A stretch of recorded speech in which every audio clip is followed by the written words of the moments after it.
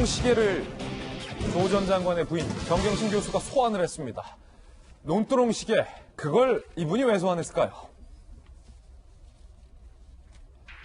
정경심 교수의 일단 수상한 문자 요청, 최강욱 공직기관 비서관이 수락을 했다라는 부분인데 검찰이 공개한 부분이에요.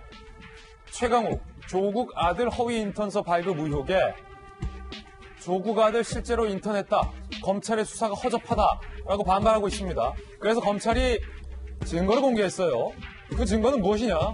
정경심 교수가 최강욱 공직기관 비서관에게, 그 당시는 변호사였죠, 아들의 입시용 증명서를 부탁하는 문자 메시지를 디지털 포렌식 방법을 통해서 복원을 해서 공개를 한 겁니다. 이와 같습니다.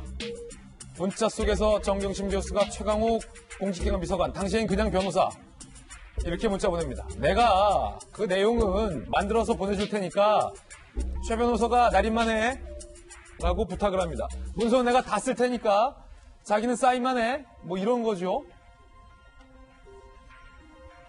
검찰은 최강욱 당시 변호사, 현재 청와대 공직기관 비서관이 정경심 씨의 부탁을 꺼리거나 거절하는 기색이 없었고 증명서가 허위다라는 사실, 그리고 불법이라는 사실을 인지했다는 증거가 바로 이거다라고 검찰은 주장을 하고 있습니다. 일단 이 부분, 논두렁 시계 가기 전에 이 부분까지 장성철 소장님, 네. 지금 이 문자 메시지요, 공개됐어요. 검찰이 그 유명한 포렌식으로 복원을 해서 공개를 했어요. 정경심 교수가 이렇게 문자를 하는 거예요. 내가 내용은 다 만들 테니까 자기는 사인만 해. 이 문자 메시지 대화, 장성철 소장님은 어떻게 보세요? 만들어 달라는 거죠. 그냥 당신이 좀 만들어 달라 이건데 상당히 웃겨요. 왜냐하면 여기 보면 10개월 동안 주 2회 모두 16시간 동안 인턴 생활을 했다고 합니다. 그러면은요, 한 번 출근을 해서 10분간 인턴 생활을 한 거예요. 그럼 10분간 인턴 생활하면서 공소장도 쓰는 것도 배우고 뭐 변호사 일도 배우고 이걸 어떻게 합니까? 그렇기 때문에 이것 자체가 허위라는 것이 분명히 증명이 되는 것이고요. 정경심 교수가 계속 거짓말을 하고 있는 것으로 드러나고 있지 않습니까? 예. 최광욱 변호사 같은 경우에는 지금 청와대 공직기강 비서관인데 이분도 계속 끊임없이 아니 근무했다, 근무해가지고 정상적으로 발급을 했다라고 하는데 검찰에서 제기하는 여러 가지 문자나 증거들을 보면 이분들은 국민들께 사실관계를 얘기하지 않고 있다, 거짓말하고 있다, 이렇게 보여집니다. 예, 그런가 하면 정경심 씨의 문자 메시지가 추가적으로 또 공개가 됐습니다. 함께 보시죠. 검찰이 공개한 내용인데 정경심 교수가 지난 30일 재판 당시에 정경심 교수가 동생에게 보냈던 문자 메시지를 검찰이 공개를 한 겁니다. 정 교수가 동생에게 이렇게, 2017년 7월 7일이에요. 시점이 중요합니다. 남편이 조국 장관이 민정수석으로 임명된 직후에 보낸 메시지, 정경심 교수가 누나가 동생한테 보내는 메시지, 남편이 청와대 고위직으로 가고 나서 보낸 메시지예요. 동생아, 누나의 목표는 강남의 빌딩을 사는 것이 누나의 목표야.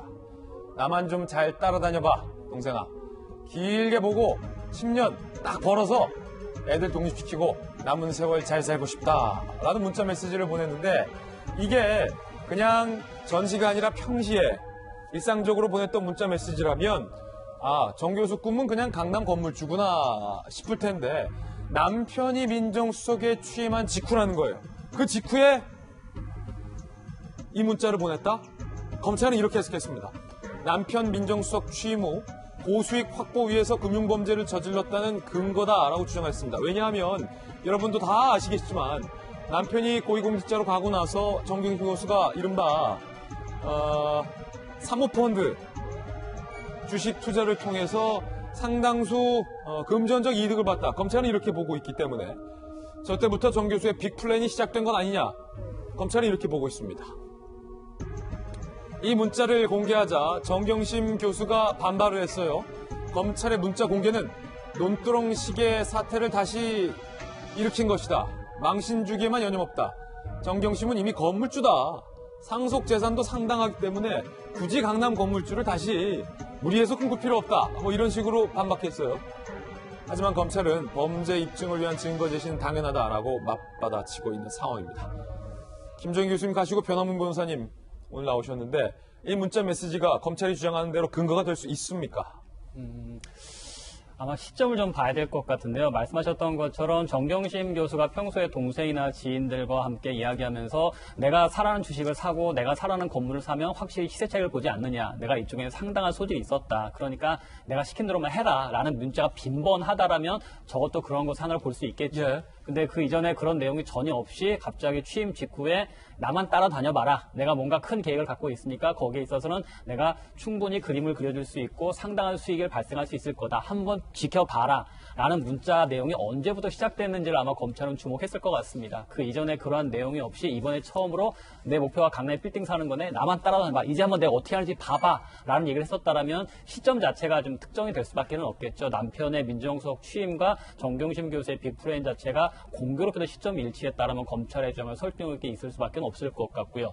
두 번째로 이제 이것이 이제 정경심 교수 측에서는 망신주기 아니냐, 논두렁식의 재현이다. 근데 사실 노무현 전 대통령의 논두렁식이 같은 경우에는 그 피의사실 공표의 문제가 좀 있었습니다. 언론을 통해서 국정원에서 정보를 흘려서 공개적으로 노무현 전 대통령을 망신주는 사태였었지만 이번에는 재판은 공개가 되는 것이고 거기서 검찰이 제시한 증거를 언론에서 그대로 받아 쓴 거거든요. 예. 그러니까 사실 검찰에서 의도적으로 망신주기라든가 피의사실 공표 관점에서 슬쩍 흘린 것이 아니라 공판 누구나 참여할 수 있는 재판 과정에서 법원에서 증거를 제시하십시오. 이런 증거가 있습니다. 아, 이런 게 있군요. 기자들은 그렇죠. 보고 그게 썼던 거기 때문에 이거를 망신주기만 연연없다고 보기에는 조금 곤란하지 않을까 싶네요.